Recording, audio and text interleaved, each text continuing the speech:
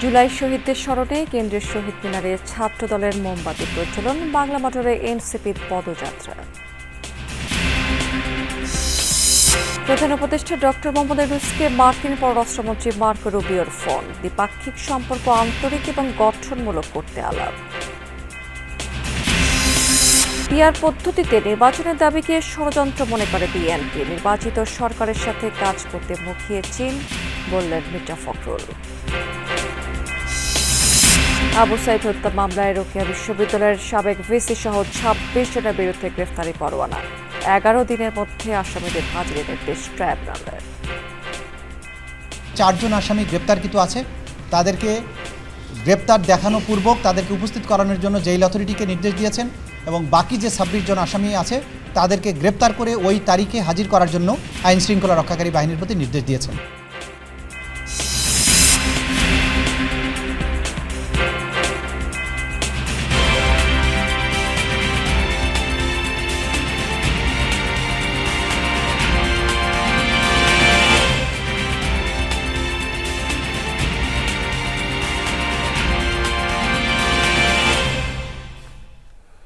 আমন্ত্রণ যমুনা নিউজে, আপনাদের সাথে আছে আমি রাবিয়া স্মৃতি। এতক্ষণ শিরোনাম দেখছেন, এবার চলে যাচ্ছি পুরো খবরে। গণ অভ্যুত্থানের শহীদদের স্মরণে জুলাইয়ের প্রথম প্রহরে মোমবাতি প্রজ্বলন কর্মসূচি পালন করেছে ছাত্রদল। মাসব্যাপী কর্মসূচির প্রথম ধাপে কেন্দ্রীয় শহীদ মিনারে আলোয় আলোয় স্মৃতি সমুজ্জ্বল শিরোনামে জাতীয় সঙ্গীত পরিবেশন এবং মোমবাতি প্রজ্বলন কর্মসূচি পালন করা হয়েছে। এতে ছাত্রদলের সভাপতি রাকিবুল ইসলাম রাকিব এবং সাধারণ সম্পাদক নাসির উদ্দিন নাসির, ঢাকার বিভিন্ন ইউনিটের নেতাকর্মীরা উপস্থিত হয়ে জুলাই আগস্টের গণ অভ্যুত্থানের শহীদদের প্রতি শ্রদ্ধা জানিয়েছেন। অনুষ্ঠানে অন্যদের মধ্যে বিএনপির সিনিয়র যুগ্ম মহাসচিব রুহুল কবির রিজভী আহমেদ ছিলেন।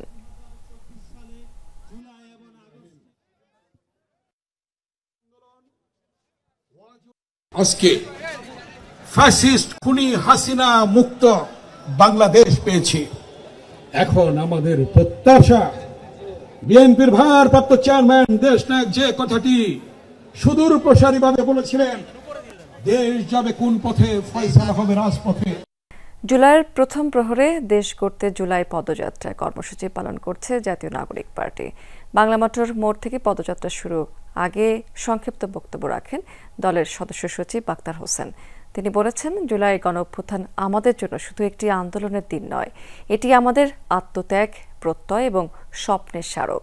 এই এক বছরে অনেক অর্জনের পাশাপাশি কিছু অপূর্ণতা এবং চ্যালেঞ্জও সামনে এসেছে। একটি ন্যায্য এবং সমানাধিকার ভিত্তিক রাষ্ট্র ব্যবস্থা গড়ে তুলতে হলে ইতিহাসকে স্মরণ এবং জনগণকে সঙ্গে নিয়ে পথ চলার কোনো বিকল্প নেই। জুলাই আমাদের কাছে সেই আত্মপরিচয়ের মাস, আর এই পদযাত্রার মূল উদ্দেশ্য হচ্ছে গণতন্ত্র, ন্যায় বিচার এবং বৈষম্যহীন রাষ্ট্র গঠনের প্রত্যয়কে সামনে নিয়ে জনগণের সঙ্গে সংলাপে যাওয়া।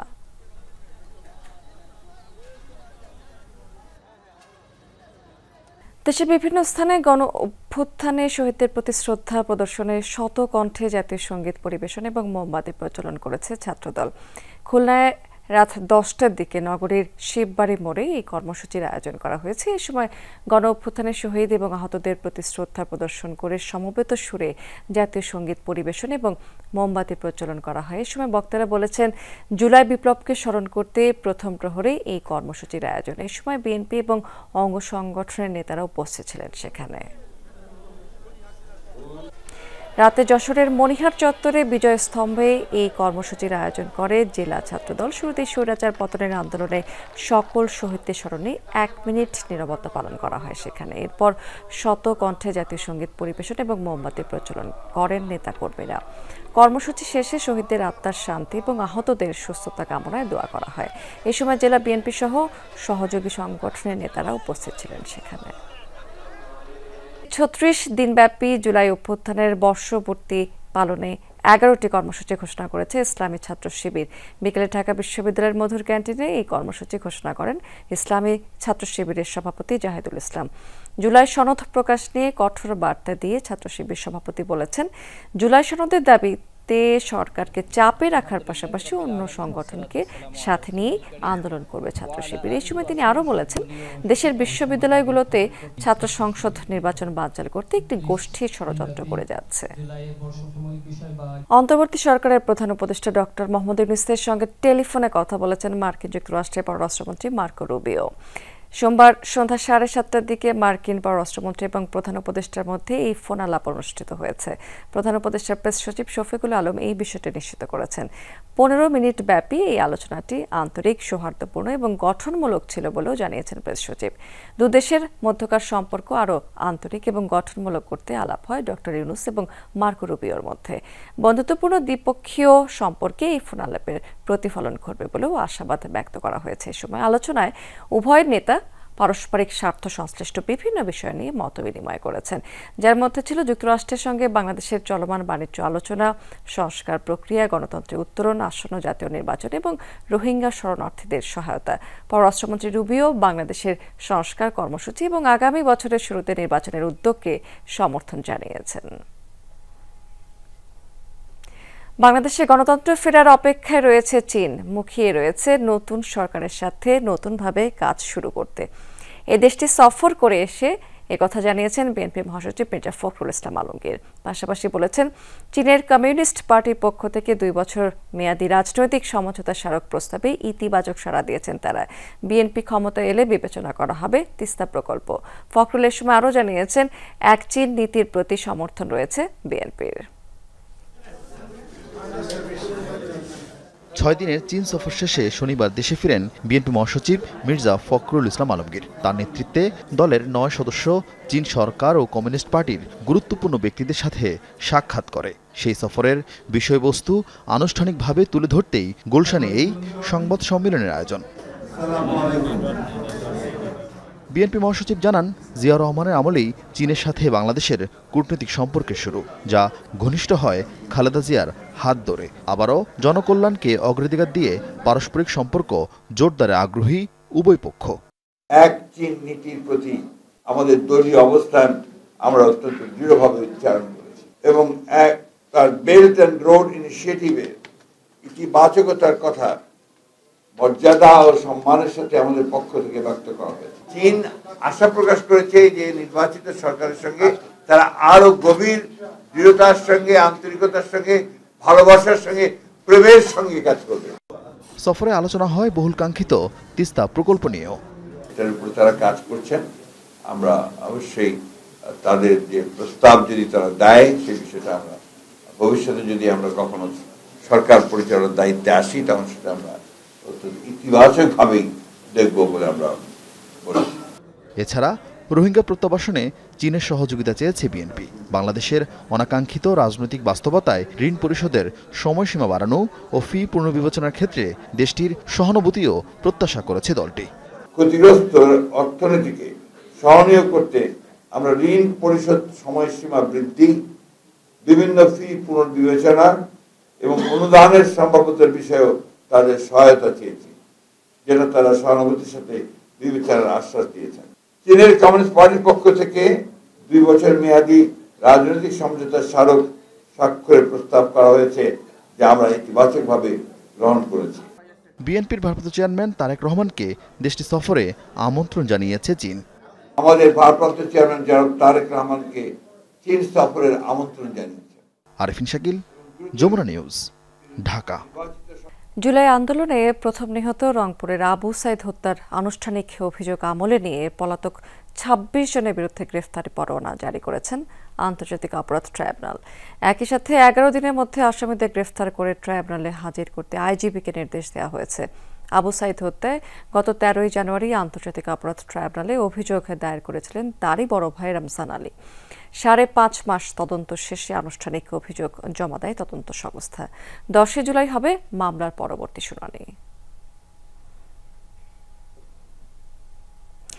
বিমানবন্দরে ভুলক্রমে রিভলভারের ম্যাগাজিন সাথে নিয়ে গিয়েছিলেন উপদেষ্টা আসিফ মাহমুদ সজীব ভুঁইয়া। ভবিষ্যতে এই ধরনের ঘটনা যেন না ঘটে সেই বিষয়ে নির্দেশনা দেওয়া হয়েছে তাকে, এমনটাই জানিয়েছেন স্বরাষ্ট্র উপদেষ্টা জাহাঙ্গীর আলম চৌধুরী। এদিকে প্রায় 10 বছর আগের করা নীতিমালার সংশোধন প্রয়োজন বলে মনে করেন আইনজীবীরা। বলছেন প্রচলিত নীতিমালায় সুযোগ আছে বৈধ অস্ত্রের অবৈধ ব্যবহারের। অস্ত্রের লাইসেন্স প্রাপ্তি নিয়ে বিস্তারিত জানাচ্ছেন আমাদের সহকর্মী রিয়াজ রায়হান। রবিবার সরকারি সফরে স্থানীয় সরকার উপদেষ্টা আসিফ মাহমুদ সজীব ভূঁইয়া বিদেশ যাওয়ার প্রাক্কালে হযরত শাহজালাল আন্তর্জাতিক বিমানবন্দরের স্ক্যানিংয়ে একটি ম্যাগাজিন ধরা পড়ে, যেটি তার বলে তিনি নিজে জানিয়েছেন। এরপর থেকে নানা ধরনের কথা উঠছে নিয়ে কেউ কেউ প্রশ্ন তুলছেন তার আগ্নেয়াস্ত্রের লাইসেন্স প্রাপ্তি নিয়েও। আমরা জানার চেষ্টা করেছি আগ্নেয়াস্ত্রের লাইসেন্স প্রদান, নবায়ন ও ব্যবহার নীতিমালা 2016-তে কোন যোগ্যতা নির্ধারণ করা হয়েছে বা কারা পেতে পারেন এই আগ্নেয়াস্ত্রের লাইসেন্স, সেটি পাশাপাশি এর যে ব্যবহার বিধি সেখানে বা কি বলা আছে। আমরা কথা বলেছি আইনজীবীর সঙ্গেও। আইনজীবীরা বলছেন 10 বছর আগে যে নীতিমালা তৈরি করা হয়েছে সেটির এখন সময় এসেছে পরিবর্তন এবং সংশোধনের। আলোচনার সূত্র এই ভিডিও। স্থানীয় সরকার উপদেষ্টা বিমানবন্দরের তল্লাশি শেষে সামনে এগোনোর পর স্ক্যানিংয়ে একটি কালো ব্যাগে ধরা পড়ে আগ্নেয়াস্ত্রের ম্যাগাজিন। পরে সেটি রেখেই বিদেশ সফরে চলে যান উপদেষ্টা আসিফ মাহমুদ। এরপর থেকে আলোচনায় উপদেষ্টার অস্ত্রের লাইসেন্স। দিনভর নানা আলোচনার পর সচিবালয়ে এ নিয়ে স্বরাষ্ট্র উপদেষ্টা জানালেন স্থানীয় সরকার উপদেষ্টা অস্ত্রের লাইসেন্স পেয়েছেন কোন মানদণ্ডে তা জানেন না তিনি। হয়তো ভুলে অনেক সময় আপনি দেখেন হয়তো চশমাটা নিয়ে যাবেন, ভুলে হয়তো চশমা না নিয়ে মোবাইলটা নিয়ে রওনা হয়ে গেলেন। এরকম এই ভুল, এটা একটা মানে জাস্ট একটা ভুল। এটা কিন্তু AK-47 না, এটা তারই একটা লাইসেন্সকৃত হাতিয়ার পিস্তলের একটা ম্যাগজিন দিয়ে থাকে, একটা খালি ম্যাগজিনটা ওইটা ভুলে ওনার রয়ে গেছিল ওইটা। এবার দেখা যাক নীতিমালায় কি শর্ত দেয়া আছে। আগ্নেয়াস্ত্রের লাইসেন্স প্রদান, নবায়ন ও ব্যবহার নীতিমালা 2016 মতে মোটা দাগে 2টি শর্ত পালন করলেই লাইসেন্স পাওয়ার সুযোগ আছে, যার একটি বয়স 30 থেকে 70 আর আবেদনের আগের 3 বছর, পিস্তল, রাইফেলের জন্য 3 লাখ ও শটগানের জন্য 1 লাখ টাকা আয়কর রিটার্নের নথি থাকতে হবে। এই শর্ত অনুযায়ী উপদেষ্টা আসিফ মাহমুদের লাইসেন্স পাওয়ার সুযোগ নেই। তবে নীতিমালার 32 অনুচ্ছেদে বলা আছে 5 ধরনের ব্যক্তির ক্ষেত্রে বয়স ও আয়কর পরিশোধের বাধ্যবাধকতা থাকবে না। মূলত এই অনুচ্ছেদ বলেই লাইসেন্স পেয়েছেন উপদেষ্টা আসিফ মাহমুদ। কিন্তু প্রশ্ন হচ্ছে নীতিমালার 33 অনুচ্ছেদে বলা আছে বিদেশে অবস্থানকালীন সময়ে জেলা মালখানা, থানা কিংবা সেফ কিপিং লাইসেন্সপ্রাপ্ত প্রতিষ্ঠানে অস্ত্রটি জমা দিয়ে যেতে হবে। যদিও উপদেষ্টা ফেসবুক স্ট্যাটাসে জানান অস্ত্রসহ একটি ম্যাগাজিন তিনি রেখে এসেছেন, তবে কোথায় রেখে এসেছেন তা স্পষ্ট করেননি স্ট্যাটাসে। এ নীতিমালার 32 অনুচ্ছেদের কয়েকটি উপ অনুচ্ছেদ নিয়ে প্রশ্ন তুলেছেন আইনজীবীরা। বলছেন নীতিমালা সংশোধন না করলে লাইসেন্স প্রাপ্তির অপব্যবহার রোধ করা কঠিন। 32 এই যে বিশেষ প্রবিধানমালা, এটাকে আমরা আইনের ভাষায় বলি ওভাররাইডিং ইফেক্ট দিয়ে অথরিটির কাছে অ্যাবসলিউট ডিসক্রিপশন দিয়ে দিচ্ছেন। তাদের এই কাজটা, এই আগ্নেয়াস্ত্র দেওয়ার ব্যাপারে তাদের একটা জায়গায় রেখে দিয়েছেন, তারা যাকে মনে করে তাকে দিতে পারে। এই যে স্বরাষ্ট্র মন্ত্রণালয়ের কাছে আপনি অ্যাবসলিউট একটা পাওয়ার ভেস্ট করলেন, who will come within the definition of বিশেষ ব্যক্তি? এই পার্সনটা কে, এটা কে ডিফাইন করবে? এটা কি স্বরাষ্ট্র মন্ত্রণালয় একজন ব্যক্তির পছন্দ হলো, ভালো লাগলো, রাজনৈতিক বিবেচনায়, অন্য কোনো ইনফ্লুয়েন্সিয়াল বিবেচনায় তার কিন্তু দেওয়ার অধিকার আছে। এই রকম ডিসক্রিপশন আমি মনে করি না কর্তৃপক্ষের থাকা উচিত। এই বিশেষ ব্যক্তির এই বিষয়গুলো কিন্তু পরিষ্কার করা উচিত। উপদেষ্টার কোনো সমস্যা না হলেও বিমানবন্দরের লাইসেন্স করা অস্ত্র ও গুলি নেয়ার বিধান নেই। স্ক্যানিংয়ে অস্ত্র পাওয়ায় এর আগে একাধিক গ্রেফতারের উদাহরণ আছে বাংলাদেশে। রিয়াজ রায়হান, যমুনা নিউজ, ঢাকা। কর্মসূচি প্রত্যাহারের পর স্বাভাবিক হয়ে এসেছে রাজস্ব আদায় কার্যক্রম। কয়েকদিনের স্থবিরতার পর তৈরি হয়েছে কর্মচাঞ্চল্য। এনবিআর চেয়ারম্যান জানিয়েছেন কর্মসূচির কারণে রাজস্ব আদায়ে প্রভাব পড়বে, তাই সবাইকে নিয়েই কাজ করার প্রতিশ্রুতি দিয়েছেন তিনি। সচিবালয়ে অর্থ উপদেষ্টা বলেছেন বন্দর বন্ধ করে এনবিআর কর্মকর্তাদের আন্দোলন অগ্রহণযোগ্য, এতে দেশের অনেক ক্ষতি হয়েছে। এদিকে রাজস্ব আদায়ের সুবিধার্থে আজ সন্ধ্যা 6টা পর্যন্ত চালু ছিল ব্যাংক লেনদেন। অনেকদিন পর স্বাভাবিক এনবিআর, আবারও কাজে যোগ দিয়েছেন কর্মকর্তা কর্মচারীরা। মার্চ টু এনবিআর এবং কমপ্লিট শাটডাউন কর্মসূচি প্রত্যাহারের পর এসেছে স্বস্তি। সকাল 9টার মধ্যেই রাজস্ব ভবনে প্রবেশ করেন বেশিরভাগ কর্মকর্তা কর্মচারী। কর্মসূচি প্রত্যাহারের পর থেকে শুরু হয় রাজস্ব আদায় কার্যক্রম। 9টা সাড়ে 9টার মধ্যে সবাই এসে পড়ছে, স্বাভাবিক সব। সকাল থেকে একেবারে স্বাভাবিক আগের মতো সব স্টাফেরা, সব অফিসাররা আসছে, অফিস করতেছে। কাজ শেষ করে এখন চলে যাচ্ছে, কিন্তু যে কয়েকদিনটা ছিল খুব ভোগান্তি হয়েছে। এনবিআর কর্মকর্তাদের শাটডাউন কর্মসূচি প্রত্যাহারের পর ফের কর্মচঞ্চল চট্টগ্রাম বন্দর ও কাস্টমস হাউস। সোমবার সকাল থেকে ফের শুরু হয়েছে শুল্কায়ন, পণ্য ওঠানামা ও খালাস কার্যক্রম। তবে কমপ্লিট শাটডাউনের কারণে বন্দরে সৃষ্ট কন্টেনার জট কাটতে সপ্তাহখানেক লাগবে বলছে কর্তৃপক্ষ। আর এই সময়ে আটকে পড়া পণ্য চালানের ড্যামারেজ মওকুফ চান ব্যবসায়ীরা। এক্সপোর্ট কন্টেনারও জমে গিয়েছিল এবং ইম্পোর্ট কন্টেনার ডেলিভারি বন্ধ থাকার কারণে আমাদের স্থিতি প্রায় ৪১,০০০-এর উপরে গিয়ে ঠেকেছে। তো আমরা এখন আজকের থেকে পুরো দমে কাজ শুরু হয়েছে। চিটাগং পোর্টকে যদি ৪ গুণ চার্জ দিতে হয়, $৪৮ জায়গায় $১৯২ পার ডে, এই টাকা দিয়ে তো আর বাজারে মাল বিক্রি করলে সেই টাকা তো আপনারা দিবেন, জনগণ দিবে, ব্যবসায়ীদের পকেট থেকে দিবে না, দাম বাড়বে। দুপুরে সাংবাদিকদের মুখোমুখি হন এনবিআর চেয়ারম্যান, বলেন অর্থ বছরের শেষ সময়ে এমন কর্মসূচির কারণে রাজস্ব আদায়ে নেতিবাচক প্রভাব পড়বে। আজকে আমাদের সারা দেশের সবগুলো দপ্তর সংস্থাই সকাল থেকেই কাজ করছে, সম্পূর্ণ উপস্থিতি আছে। গতবারের চেয়ে বেশি হবে এটা নিশ্চিত, কিন্তু আমরা যেরকম আশা করেছিলাম হয়তো একটু তো হোঁচট খেয়েছে এই কয়দিনের। ওদিকে সচিবালয়ে অর্থ বিভাগের মনিটরিং সেলের কর্মসূচি উদ্বোধনের পর অর্থ উপদেষ্টা বলেন সরকারের হস্তক্ষেপে নয়, স্বপ্রণোদিত হয়েই এনবিআরের ৬ কর্মকর্তার বিরুদ্ধে অনুসন্ধান শুরু করেছে দুদক। সরকার থেকে কিন্তু এখন কোনো রকম কোনো ইন্টারফেয়ার করে, আপনি একটা লক্ষ্য করবেন, দুদক দেখবে যদি ফ্যাক্ট থাকে সে করবে। পোর্ট বন্ধ করে দেবে, এটা তো প্রাইভেট প্রপার্টি না, আমার ফ্যাক্টরি, বিস্কিটের ফ্যাক্টরি বন্ধ করে দিলাম। গেল ১২ মার্চ রাতে এনবিআর বিভক্তির প্রজ্ঞাপন দেবার পর দফায় দফায় শুরু হয় আন্দোলন। দাবি আদায়ে সোচ্চার হয় এনবিআর সংস্কার ঐক্য পরিষদ। রিমন রহমান, যমুনা নিউজ, ঢাকা। নরসিংদীতে ট্রেনে কাটা পড়ে মোটরসাইকেল আরোহী স্বামী স্ত্রী নিহত হয়েছেন। সোমবার বিকেলে সদরের চিনিশপুর ইউনিয়নের দগরিয়া রেল ক্রসিং এলাকাতে এই ঘটনাটি ঘটেছে। নিহতরা হচ্ছেন আমিনুল ইসলাম জজ মিয়া এবং তার স্ত্রী আকলিমা বেগম। পুলিশ জানিয়েছে মোটরসাইকেলে করে অরক্ষিত রেল ক্রসিংটি পার হওয়ার সময় চট্টলা এক্সপ্রেসের নিচে পড়েন তারা। এতে ঘটনাস্থলেই প্রাণ হারান দুজন। ঝিনাইদহে ১২ বছরের কিশোরীকে ধর্ষণের অভিযোগে এক যুবককে গ্রেফতার করেছে পুলিশ। স্থানীয়রা জানিয়েছে রোববার সকালে প্রতিবেশীর বাড়িতে যায় ভুক্তভোগী কিশোরী। এ সময় তাকে কৌশলে নিজের ঘরে ডেকে নিয়ে ধর্ষণ করে অভিযুক্ত সোহেল মণ্ডল। বিষয়টি পরিবারকে জানালে ভুক্তভোগীর মা রাতেই থানায় মামলা করেন। এরপর সোহেলকে গ্রেফতার করে পুলিশ। ভুক্তভোগী কিশোরীকে সদর হাসপাতালে ভর্তি করা হয়েছে। পটুয়াখালীর বাউফলে প্রকাশ্যে জেলেদের কাছ থেকে নেওয়া ঘুষের টাকা সেনাবাহিনীর উদ্যোগে ফেরত দেওয়া হয়েছে। সোমবার বিকালে উপজেলার অস্থায়ী সেনা ক্যাম্পের উদ্যোগে সরকার নিবন্ধিত ১,০০০ জেলেকে ঘুষের টাকা ফেরত দেওয়া হয়। এর আগে ২৮ জুন ধুলিয়া ইউনিয়ন পরিষদের একটি কক্ষে মানবিক সহায়তার চাল বিতরণের জন্য জেলেদের কাছ থেকে ২০০ টাকা করে ঘুষ আদায় করেন অস্থায়ী কম্পিউটার অপারেটর আব্দুল আল মামুন। এ নিয়ে সংবাদ প্রচার করে যমুনা টেলিভিশন। এরপর ঘুষ নেওয়ার অভিযোগে আব্দুল আল মামুনকে চাকুরি থেকে বহিষ্কার করা হয়। জাহাঙ্গীরনগর বিশ্ববিদ্যালয়ে গাণিতিক এবং পদার্থ বিষয়ক অনুষদের সম্প্রসারিত ভবন নির্মাণের জন্য অর্ধশতাধিক গাছ কাটার প্রতিবাদে বিক্ষোভ করেছে শিক্ষার্থীরা।